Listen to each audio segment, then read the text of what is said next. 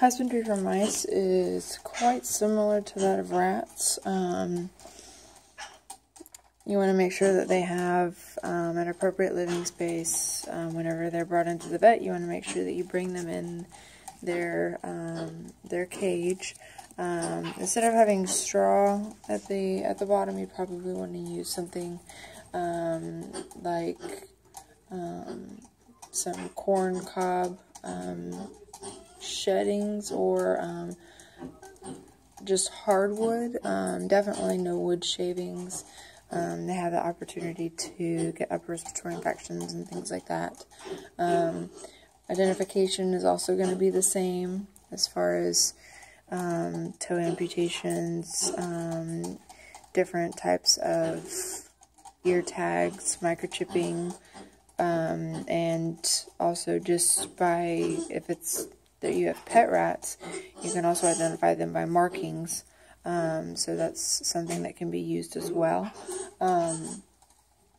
Definitely want to always make sure you wear latex gloves if you have to handle the mouse.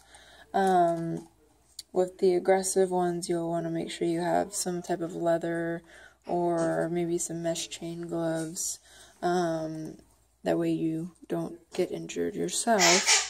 You can either scoop them up by the base of the tail, being careful not to grab them by the end of the tail because that can slough off, and then you have a degloving injury.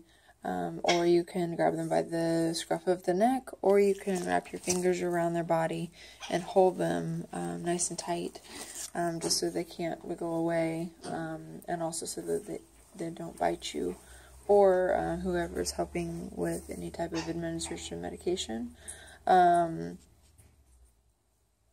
Same thing with the toys. You want to make sure that they're non-toxic, no paint or something plastic that they can chew off and possibly ingest. You know, making sure that it's clear of all of that. Metal dishes typically are recommended, and you want to make sure that they do have toys, just so that they have some type of entertainment, something to keep them occupied. And then, as far as feeding and watering goes, again, you'll want to have one of these little containers right here that's got the little ball, so that they have the opportunity to get some water from that. And then you'll just want to make sure that they have food. For mice, you want to make sure that they are receiving food on a restricted basis, again, so that they do not become overweight.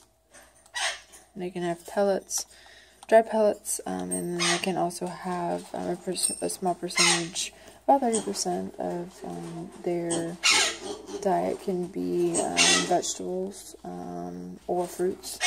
Make sure that they're thoroughly washed, and make sure that they're not raw.